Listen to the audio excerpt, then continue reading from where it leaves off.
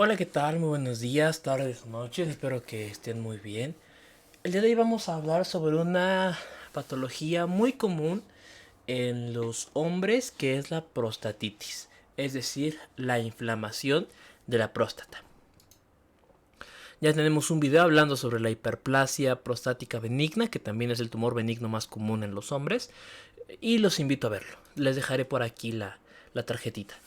Bueno, primero que nada vamos a definir a la enfermedad y una pequeña introducción de la misma. Se puede definir de forma sencilla como todas aquellas complicaciones o todas aquellas adversidades que provoquen la inflamación de la próstata. Si se dan cuenta, la próstata, un recordatorio anatómico básico, es que es una glándula que ayuda a la eyaculación. Está debajo de la vejiga, detrás de la sínfisis del pubis, es decir, del huesito que está justo en la parte inferior del abdomen. En ella pues pasa lo que es parte de la uretra prostática, que está relacionada con la patología y con el mecanismo por el cual empieza esta enfermedad. Si observan estas dos imágenes se puede ver cómo la inflamación es bastante y empieza a apretar a la vejiga y a la uretra, generando los síntomas clásicos.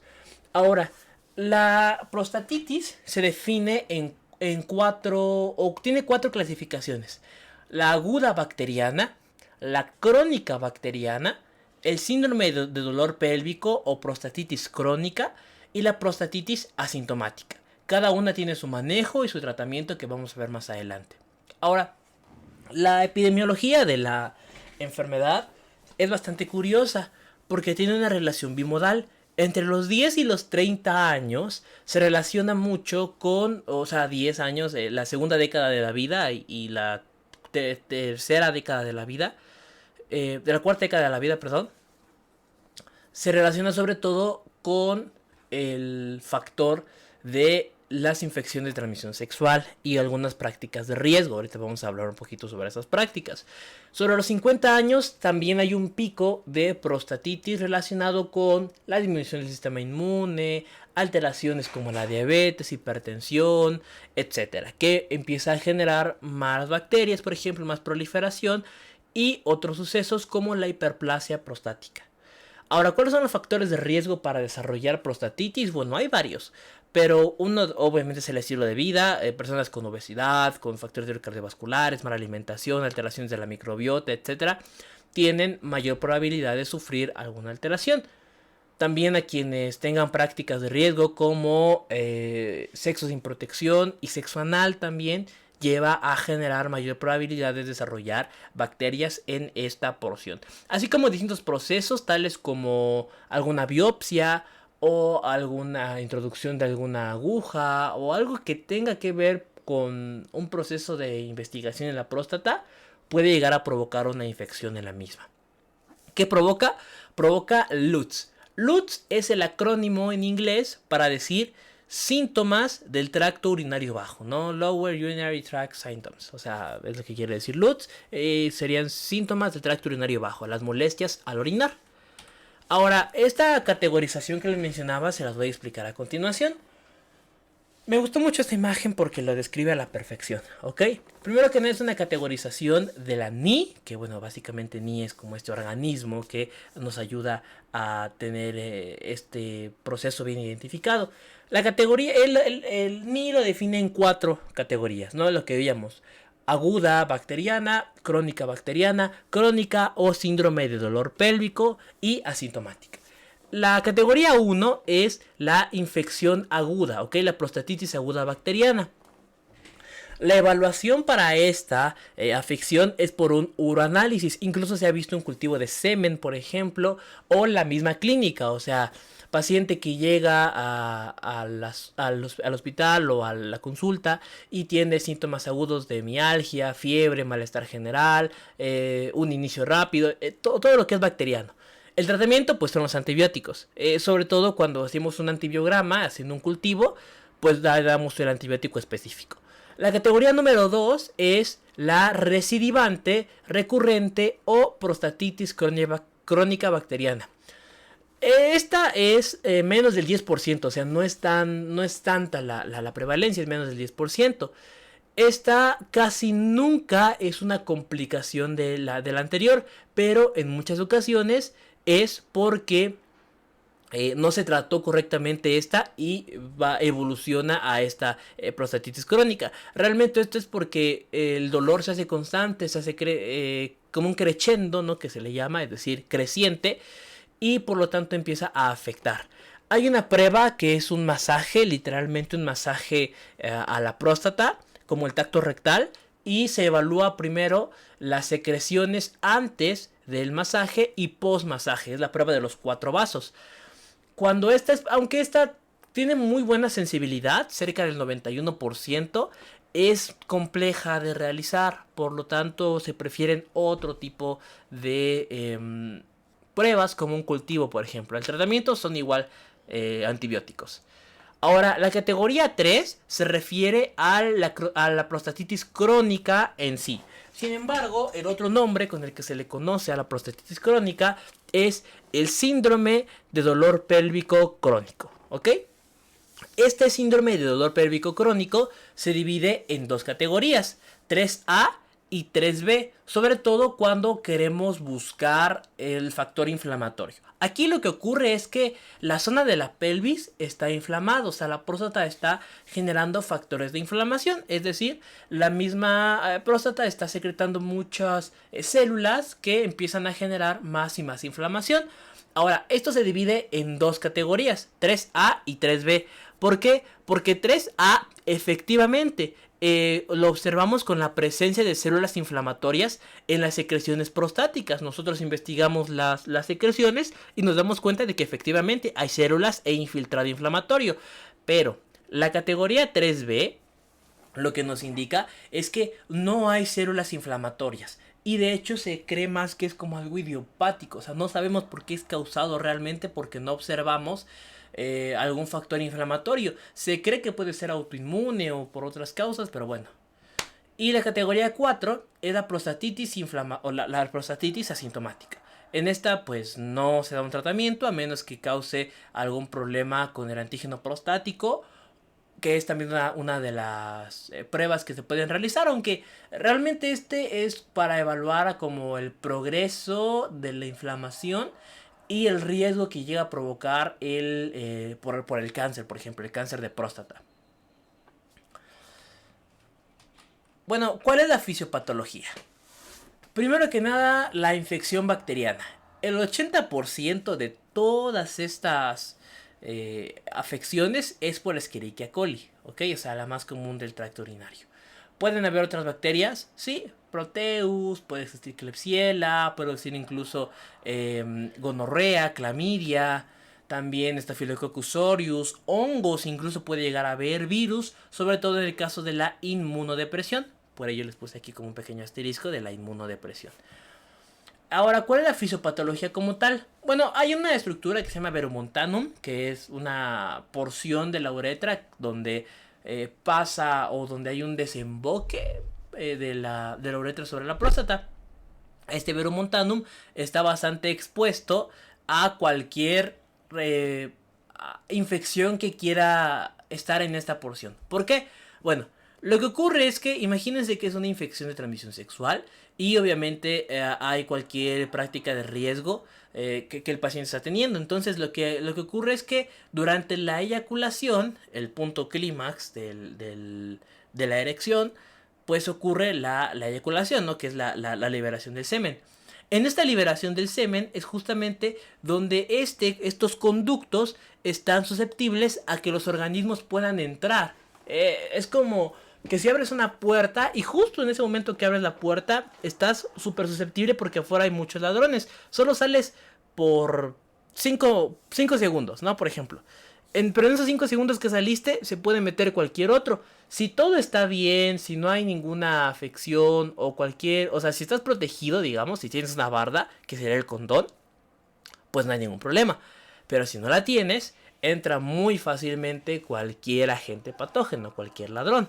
Entonces, las prácticas de riesgo como el sexo anal o sexo sin protección pueden llegar a provocar un ascenso de las bacterias y provocar una infección en la próstata. ¿ok? Que sería la prostatitis aguda bacteriana. También la crónica, sin embargo, pues la aguda es este proceso, como su nombre lo indica, ¿no? De inicio rápido. La crónica se define como algo mayor de 3 meses. También la orina retrógrada puede llegar a provocar, es decir, que la orina que estás excretando por alguna razón empieza a regresarse y esto provoca una infección y una proliferación de las colonias bacterianas. Ahora, en el caso de la inflamación crónica, realmente las vías por las que esto ocurre, o sea, son complejas. Es todo este proceso que vemos acá. Sin embargo, lo podemos resumir en que hay un factor inmunológico, porque de verdad hay un factor inmunológico en donde llaman todas las células y un proceso de quimiotaxis. Es decir, yo célula inflamatoria tengo una quimiotaxis, que es llamar a más células todavía para que secreten más factores inflamatorios como interleucinas, citocinas, prostaglandinas, etc. Y con ello provocar más inflamación de la próstata con el paso del tiempo. De todo esto también puede ocurrir, bueno, este es un gran esquema que la verdad me gustó muchísimo. Porque, bueno, te dice que hay un proceso inicial, ¿no? Que es la infección. Luego, proliferación de células inflamatorias. Activación de células T. Luego empiezan preguntas. ¿A poco hay una mutación genética? ¿Puede haber una alteración proteica? ¿Puede haber daño a las células? ¿Puede haber un problema en el ADN? ¿En dónde está el detalle? Bueno, después hay una pérdida de la supresión. O sea, ya aquí caemos en un problema de que ya no podemos suprimir esta gran cantidad de factores inflamatorios y la inflamación se vuelve crónica. Hay activación de más células y además empieza a generar un papel directo a los nervios. Los nervios empiezan a secretar más sustancia P y empiezan a generar más desgranulación, ¿no? Más neurotransmisores que ayudan a contribuir a la sensación de dolor. Hay reclutamiento celular, es decir, esta quimiotaxis que les mencionaba, se llaman más células y el proceso de, o sea, si ya de por sí por ejemplo, una sola célula generaba todo esto, imagínense que llaman a más células, ahora son 10 células que generan esto, y de estas 10 células llaman a otras 10 y ya son 100 células, y estas llaman a otras 10 ya son 1000 células, o sea, se va haciendo exponencial este problema. Después de todo esto, pues bueno, hay una pérdida del daño constante de la barrera protectora y luego pues hay una desmineralización donde hay un daño por completo a los nervios transmiten mucho más dolor y después empiezan con un daño ya al epitelio y pues bueno, o sea, ya tenemos factores que el propio cuerpo está atacando a la próstata. En resumen, lo que ocurre básicamente es que la infección puede llegar a provocar un factor inflamatorio normal en el cuerpo porque el cuerpo se quiere defender. Pero esto se puede volver crónico y con el paso del tiempo termina afectando a la mielina. Que la mielina es esta barrera de protección que tienen los nervios y por lo tanto empieza a haber mucho más dolor. Y es lo que conocemos como el síndrome de dolor crónico pélvico o prostatitis crónica. Además de la inflamación de la próstata, o sea, de la próstata en sí, empieza a apretar a la vejiga. Me regreso tantito solo una imagen aquí. Se dan cuenta, esta es la próstata y aquí arribita está la vejiga. Obviamente si se inflama, pues empieza a apretar a esta vejiga y por ende empieza a haber dolor. Hay unos receptores que son los receptores alfa-adrenérgicos, que son los que potencian este tipo de malestares y de hecho hay fármacos para ello. Apretamiento, podemos decirlo, o sea, esta presión que tiene la próstata sobre la vejiga es lo que provoca el LUTS, es decir, los síntomas del tracto urinario bajo y por lo tanto los daños y las alteraciones en la micción. Hay un factor neurógeno, pues bueno, como les digo, hay una relación directa con las neuronas de toda esta porción de los nervios que llegan directamente a la próstata. Y sobre todo también se ha visto una relación con el estrés, o sea, entre más estrés exista, más daño hay a la próstata, a la inflamación en general. Ahora, bueno, esto es una tabla de los patógenos que pueden llegar a provocar. ¿Esto qué es? Bueno, una tabla de los síntomas o de las bacterias agudas y otra de las crónicas. Se dan cuenta, la más frecuente es Escherichia coli, hasta en un 80%, pero bueno, está Proteus, Klebsiella, Pseudomonas aeruginosa, Enterococcus, Staphylococcus aureus, también algunos raros que pueden ser provocados en el contexto de una adquisición intrahospitalaria o disminución del sistema inmune, Enterobacter, Serratia, Salmonella, Anaerobios, Neisseria gonorrhoeae, Mycobacterium tuberculosis, Clostridium, hongos, parásitos. Y aquí, pues bueno, otras de organismos dudosos que tal vez podrían llegar a provocarlo, pero pues que habría que analizarlo. Esto que está aquí es una tabla. Si vieron el video de hiperplasia prostática benigna, mostrábamos una tabla de cómo los síntomas están afectando al paciente. Pues aquí hay algo muy similar. Realmente es una escala que es un puntaje de la NI también, los mismos que hicieron esta clasificación para la prostatitis. Y sobre todo ver cómo vamos a manejarla. Bueno, se las leo rápido y dice: en la última semana he tenido experiencias de algún dolor en las siguientes áreas: en el perineo, los testículos, en el pene, y en toda la zona del área púbica, ¿no? O del área de la vejiga. La última semana he tenido dolor durante la orina o algún dolor durante la eyaculación, que es uno de los síntomas. Ahorita los vamos a ver. ¿Qué tan a menudo ha tenido alguna molestia en cualquiera de estas áreas? De las que ha mencionado. Nunca, raramente, algunas veces o siempre, ¿no? Del 0 al 5. Ahora, ¿con qué número describiría su daño? Es decir, su disconfort, su malestar, ¿ok? Si 0 o ¿cómo describiría su dolor, mejor dicho? 0 es que no le duele, o 10 es el dolor más grave que ha tenido. También en la orina. ¿Qué tan a menudo ha visto que no se vacía completamente, ¿no? En la última semana, del 0 al 5.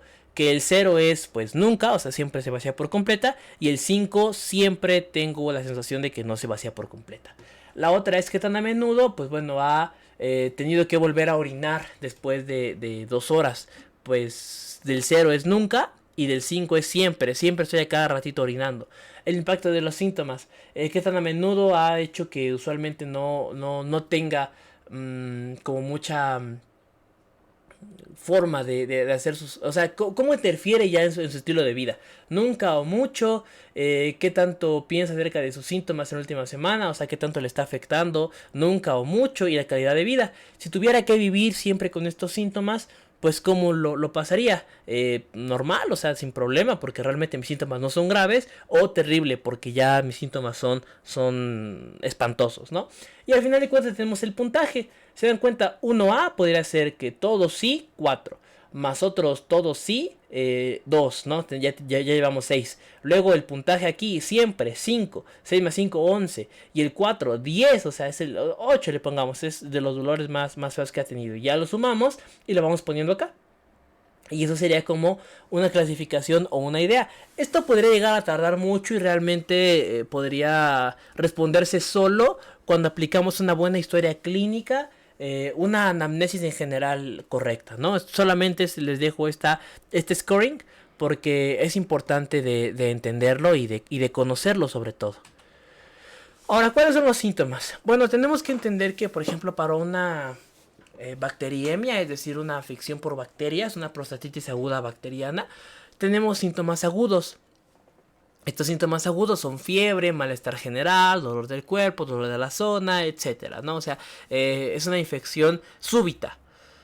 ¿Qué más podemos llegar a encontrar? Bueno, dolor pelviano. Puede ser suprapúbico, es decir, en el abdomen bajo, o de todo el perineo, que sería como esta base de la zona pélvica. También puede haber dolor en el escroto y en los testículos. En el pene también puede haber dolor. Y provocar hemospermia, es decir, una eyaculación con sangre, o también provocar un dolor a la eyaculación. Puede haber sentir el dolor justo en la vejiga, o sea, como se está oprimiendo algo, como que le están poniendo como una pesa, por así decirlo, sobre la zona de la vejiga. Y también investigar un problema en el área lumbar baja, ¿no? ¿Qué más? Bueno, el área lumbar baja, pues bueno, está espalda baja. La alteración en la micción se basa en los síntomas de Lutz. Los síndromes del tracto urinario bajo, los obstructivos y los irritativos. Se dividen en dos. El obstructivo es retraso de inicio de la micción, es decir, tarda en empezar a salir la orina. Disminución del calibre y la fuerza, una micción intermitente, o sea, por poquitos. Goteo postmiccional, ya terminé, pero aún después de terminar y de sentir que ya, pues sigue saliendo gotas, o sea, goteo posmiccional. Retención urinaria, por más que quiero hacer, no puedo ir al baño. Y incontinencia por rebosamiento. Ya la vejiga está tan inflamada que ya no soporta tanta cantidad de orina y sale solo así. O sea, ya empieza a salir este goteo por rebosamiento. Irritativos, pues bueno, poliaquiuria, que no es más que poliuria. Poliaquiuria es esta frecuencia, ¿no? De a cada ratito estoy yendo al baño, a cada ratito y a cada ratito y a cada ratito. Y la poliuria es más de 2 litros, o sea, un volumen muy elevado de orina. Que esto pues no está presente, sino que es la poliaquiuria, o sea, voy a cada ratito al baño. Nicturia quiere decir que durante la noche voy bastantes veces al baño. Imperiosa es que tengo la sensación de que la vejiga no se vació por completo, de que a pesar de que ya terminé, la vejiga todavía está como llena, o sea, la siento llena, siento que tengo más orina, pero ya no sale nada. Incontinencia por urgencia, o sea, ya no me aguanto para nada, y el dolor suprapúbico, que ya veíamos anteriormente en los síntomas de dolor pelviano.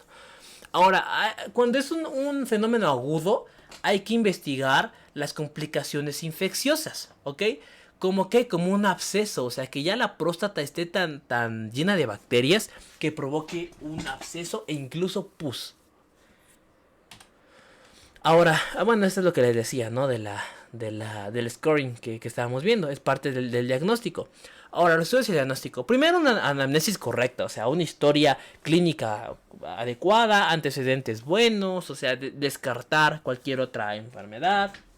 Sobre todo si es bacteriano agudo, o sea, los síntomas de pues agudos, justamente como la fiebre y el dolor, nos dan una gran orientación, ¿no? Puede ser algo, ya sabemos que es algo del tracto genitourinario. La exploración física, que también debe ser muy correcta, pues bueno, evalúa cualquier masa abdominal que pueda haber en la zona de la vejiga. Un Giordano, que básicamente la prueba de Giordano es para darnos cuenta si existe algún problema en el riñón.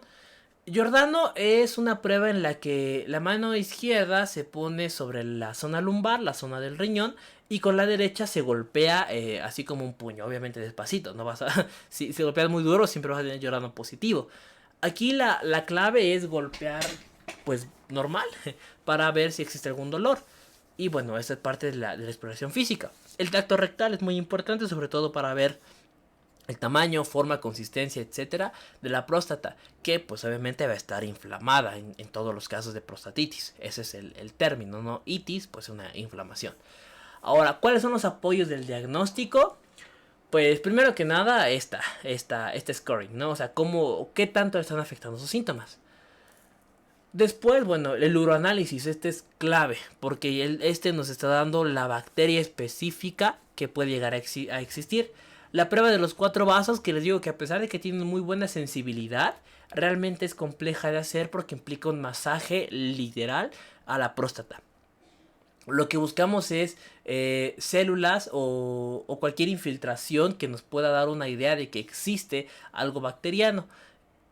Lo que ocurre es que antes del masaje se hace una prueba de las secreciones. Y están en una cantidad, supongamos 10. Este es un número random, ¿ok? Supongamos 10. Ahora, después de haber hecho el masaje, como que se revuelve la próstata. O sea, es muy coloquial el término, como que se revuelve la próstata.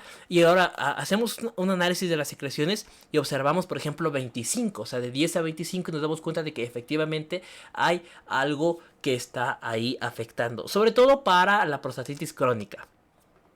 Se ha buscado también el cultivo de semen, es muy útil, sobre todo para encontrar un antibiograma, ¿no? O sea, observar qué bacteria específica y qué antibiótico es el que vamos a utilizar. Una citología, una prueba de células, sobre todo para ver estos factores inflamatorios. Y estas que tienen asterisco, a pesar de que sí son utilizadas, realmente hay ciertos momentos en los que sí y en los que no. Las anteriores se recomiendan casi como para ya dar un diagnóstico definitivo. Lo mejor es la clínica, ¿no? Siempre. Y ya para un apoyo, como dice aquí, estos. La ecografía, que pues es correcta, sobre todo para evaluar el tamaño, posición, etcétera, que puede llegar a tener la prostatitis con respecto a la vejiga, o para evaluar cualquier otra idea que podamos tener. Si es crónico, por ejemplo, algún cáncer o alguna hiperplasia prostática. El antígeno prostático específico también, ¿no? En alguna idea de cáncer. Y la biopsia, pues también. Y la biopsia, de hecho, es todavía más tener cuidado con ella, porque ya vimos que uno de los factores de riesgo es el estar introduciendo aparatos a la próstata que pueden llegar a provocar una infección, ¿no? O sea, esta ascendencia retrógrada que tiene las bacterias. Entonces hay que tener cuidado en ese sentido. El tratamiento, bueno, primero que nada hay que clasificarlo, ¿ok? Hay que clasificar a nuestro paciente. Si es agudo bacteriano, bueno, antibióticos a alta concentración por ciclos. Es decir, les doy un ciclo de X días por X semanas, ¿no?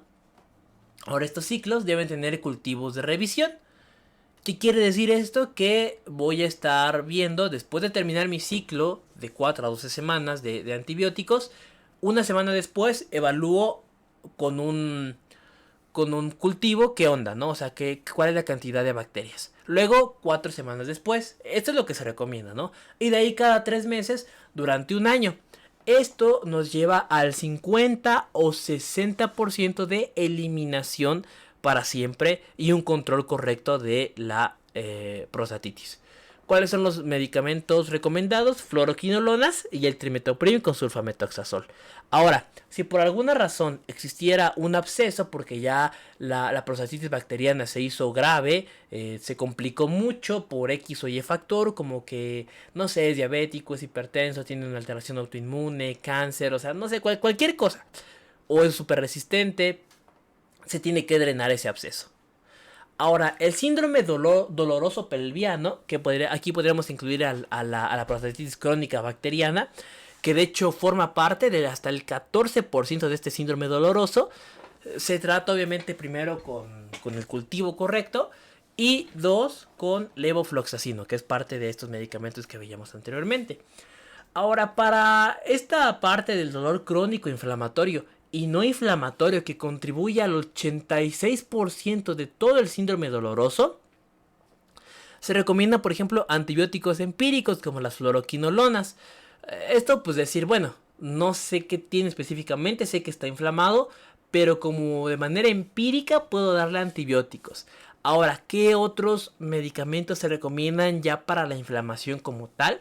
Los bloqueadores alfa, ¿ok? Por ejemplo, estos que les decía, ¿no? De los alfa que pueden llegar a provocar por el tono muscular en la vejiga. Uno de ellos es la tamsulusina.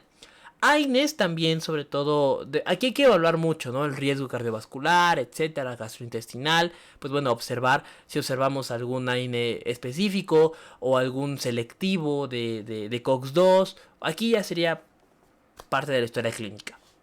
La termoterapia también se ha visto que la aplicación de calor reduce el dolor en el síndrome crónico. Y los bloqueadores de 5-alfa reductasa como el dutasteride evitan que la próstata siga creciendo o se siga inflamando. El dutasteride es un fármaco que lo que hace es evitar que la testosterona pase a dihidrotestosterona, ¿no? Que promueve el crecimiento de la próstata. Entonces, es adecuado cuando nos damos cuenta que tiene un gran papel. De hecho, cuando se combina dutasteride con tamsulusina en la hiperplasia prostática, tiene un muy buen papel para disminuir los malestares. Y en este caso, cuando se utiliza para la prostatitis, se ha visto una disminución en torno a un 25 a un 18% aproximadamente de la inflamación que tenía la próstata. Ahora, en el caso de la prostatitis asintomática, se hizo un cultivo y se observó que había una infección, pero el paciente no siente nada, o sea, no hay ningún malestar, ni siquiera de orina. Lo que se hace es que no se recomienda un tratamiento a menos que exista un antígeno prostático elevado, y hay que investigar otras causas, y algún problema de infertilidad. Si no observamos nada de ello, pues realmente con el manejo y la observación constante. Ahora me gustaría dejarles estos diagramas de flujo que hablan un poquito sobre el tratamiento de la prostatitis, tanto de todos los tipos, no aguda tipo 1, se los dejo aquí rápido como para que lo tomen una captura de pantalla. La crónica bacteriana tipo 2, que sería esta que, pues bueno, ya es mayor a 3 meses. Y la del síndrome doloroso pelviano inflamatorio tipo 3A, donde encontramos una infección, o tipo 3B, donde no encontramos realmente bueno, no una infección, perdón, una inflamación. Y donde el tipo 3B, donde no encontramos un factor inflamatorio. Se los dejo, pues bueno, si quieren tomar una captura de pantalla. Estas son las referencias que utilicé para este video. Y pues muchas gracias por haber visto. Ya son bastantes suscriptores, así que pues estoy muy contento por ello. Para el día que estoy grabando este video, somos casi 330 suscriptores. No sé cuántos sean actualmente cuando salga este video, así que pues bueno, gracias por verlo. Y me gustaría despedirme con esta frase de Noel Clarasó que menciona: la medicina es el arte de disputar a los hombres a la muerte de hoy, para cederlos en mejor estado un poco más tarde. O sea, siempre buscar la mejoría de nuestros pacientes. Y bueno, muchísimas gracias por ver. Si les gustó, ya saben que pueden dar like, suscribirse, compartirlo o dejar un comentario, que eso ayuda muchísimo a que más gente vea el contenido del canal. Tenemos bastantes videos, incluso hay un taller de métodos de estudio por si lo quieren ver. Y nada, nos vemos en un nuevo video la siguiente semana. Hasta luego.